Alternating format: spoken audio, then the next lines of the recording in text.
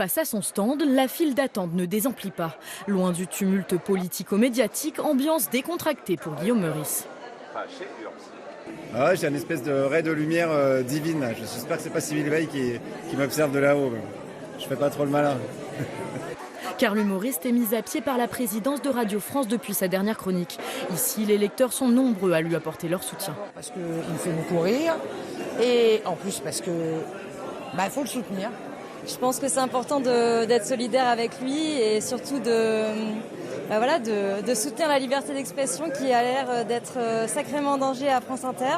C'est pas seulement moi que ça concerne, c'est plutôt la tendance qui est à l'œuvre, même pas que à France Inter, dans la société en général.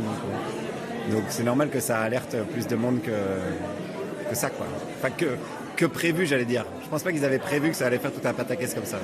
Une polémique qui débute 6 mois plus tôt. Guillaume Meurice compare alors le Premier ministre israélien à une sorte de nazi sans prépuce, ce qui lui vaut alors des accusations d'antisémitisme et une plainte récemment classée sans suite par la justice. L'humoriste s'en amusait il y a 10 jours en réitérant sa blague. C'est bon, le procureur il a dit c'est bon, il a dit cette semaine. Créant une nouvelle polémique, difficile à comprendre pour certains lecteurs aujourd'hui.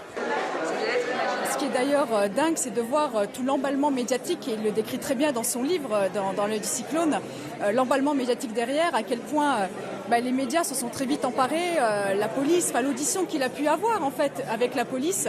Mais même sur le salon, la présence de l'humoriste fait polémique.